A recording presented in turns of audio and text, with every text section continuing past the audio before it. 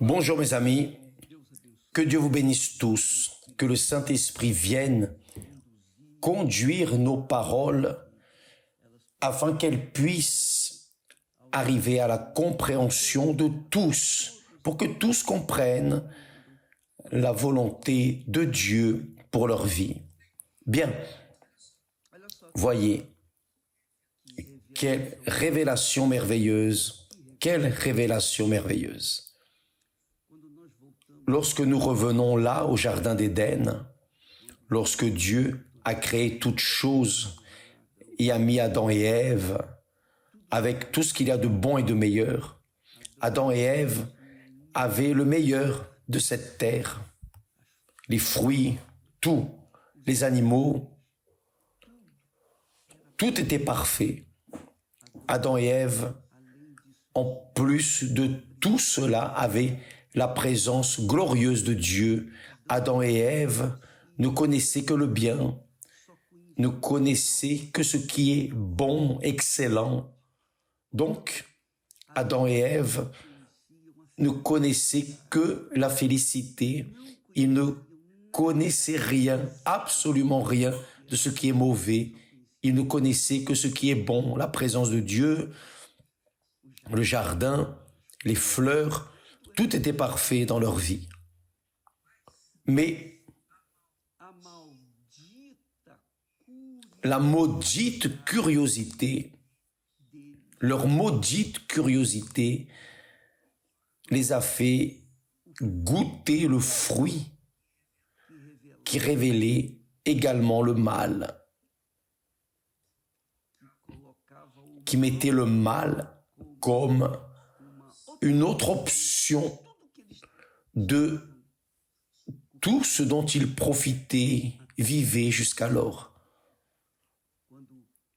Quand le diable, Dieu a dit à Ève et à Adam, vous pouvez manger de tout, profiter de tout ce qu'il y a là, dans le jardin, tout. Mais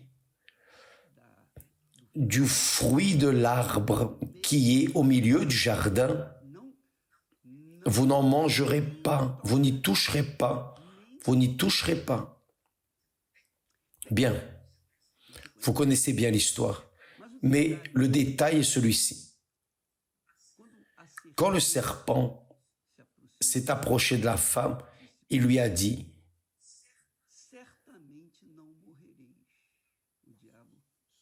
le diable a suggéré, vous ne mourrez point. Dieu exagère, car Dieu sait que le jour où vous en mangerez, vos yeux s'ouvriront. Voyez, vos yeux s'ouvriront. Et que vous serez comme Dieu. Vous serez comme Dieu. C'est-à-dire jusqu'alors, ils étaient serviteurs, créatures parfaites de Dieu sur terre, mais soumis à la volonté de Dieu. Le cœur soumis, humble à la volonté de Dieu. Lorsque, curieusement, ils ont touché aux fruits, ils ont alors commencé à connaître le mal. Le mal qu'ils ne connaissaient pas, ils ont commencé à le connaître. Je crois que toutes les personnes naissent ainsi. Nous tous, nous naissons dans le bien parce que nous ne connaissons pas le mal. Nous profitons jusqu'à l'innocence, jusqu'à l'âge de l'innocence, ou durant tout l'âge de l'innocence, jusqu'à l'âge de raison. Nous ne connaissons pas le mal, nous ne connaissons que le bien. Mais lorsque nous devenons un peu plus mûrs, adultes, nous voulons connaître aussi le mal. C'est la réalité. Curieusement, nous voulons voir ce qui se passe dehors. Je pense que le fruit de l'arbre Le fruit interdit de l'arbre, c'est le monde. C'est le monde. Le monde est mauvais, vous savez cela. Vous pouvez éduquer un enfant et tout lui donner le meilleur, comme Dieu a fait pour Adam et Ève. Même ainsi, quand l'enfant arrive à un certain âge, l'enfant veut connaître le monde. Il a la curiosité de connaître le monde. Pourquoi? Parce que cet esprit vient déjà de là en arrière d'Adam et Ève.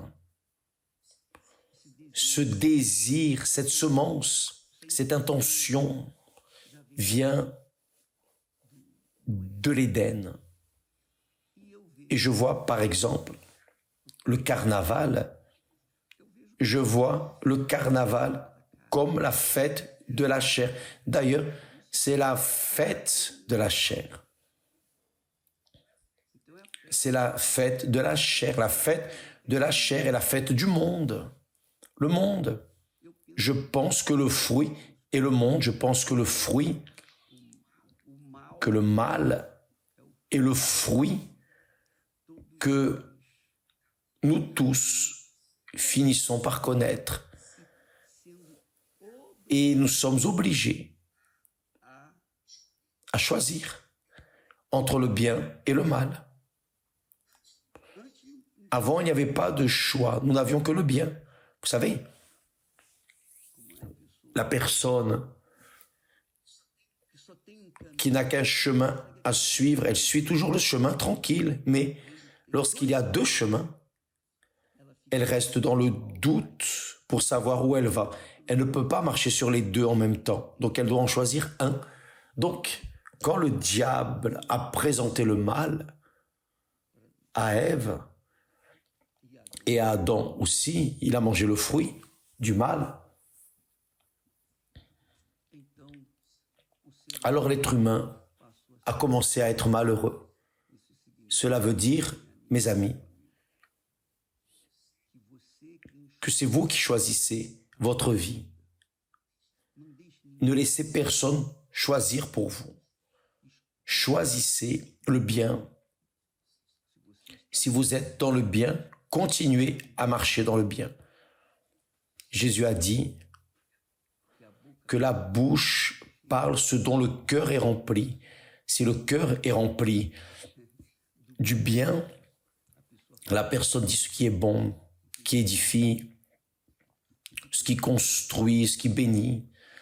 Mais quand le cœur va mal, alors le cœur parle de ce qui est mauvais, ce qui est perverse.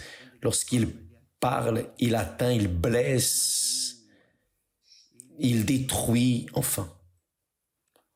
Mais nous tous, nous avons le droit de continuer à servir le bien. Seul le bien, qui est Dieu. Mais quand nous optons à tenter le mal, à essayer par curiosité le mal pour voir ce que c'est, comment c'est, quelle est la saveur du mal, alors nous cessons de servir Dieu pour servir nos désirs, nos convoitises, qui indirectement, cela veut dire servir le diable, c'est ça. Vous, moi, chacun de nous, ou nous servons Dieu, ou nous servons le diable. C'est la réalité. Il n'y a pas de blablabla, il n'y a pas de demi-terme, de plus ou moins, ou c'est ou ce n'est pas. C'est pour cela que celui qui croit, Jésus a dit, celui qui croit et sera baptisé sera sauvé. Qui ne croit pas est déjà condamné. En parlant au sujet du baptême d'eau. Ainsi est la vie. Ainsi est la vie. Vous engendrez un enfant, vous donnez à cet enfant le meilleur que vous avez. Le meilleur, c'est ce que Dieu a fait avec Adam et Ève. Mais arrive un certain âge où l'enfant ne veut plus le meilleur. L'enfant veut aussi expérimenter le fruit interdit, L'enfant veut par curiosité, non, je veux voir quel goût ça a. Et alors, l'enfant cesse de servir Dieu pour se servir elle-même. Indirectement, la personne sert le diable. Ce choix de servir Dieu ou le diable nous revient à chacun. Et si vous servez Dieu, Jésus a dit, celui qui me sert, le Père l'honorera. Celui qui me sert, le Père l'honorera. Mais celui qui ne sert pas moissonnera les fruits de la malédiction qui est ce qui arrive dans ce monde. Le monde est ainsi, prostré, déchu, par terre, un désordre, littéralement. Pourquoi?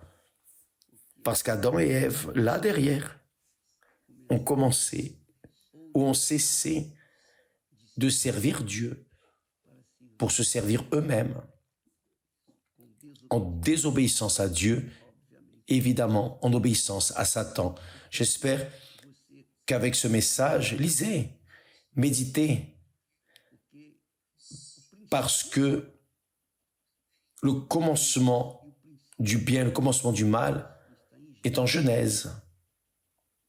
Lisez doucement, méditez, évaluez, pesez, spécialement ce chapitre 3 qui commence avec le serpent.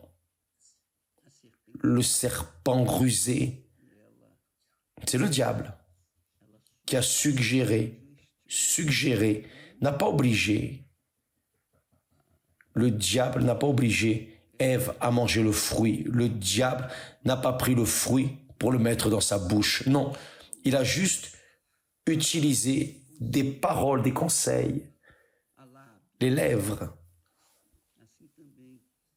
Ainsi, par exemple, durant ces jours, les personnes, tu vas au carnaval? Non, non, je ne sais pas. Je n'ai pas de déguisement. Non, mais pas besoin de déguisement. Viens avec moi. Tu vas voir, c'est si joyeux.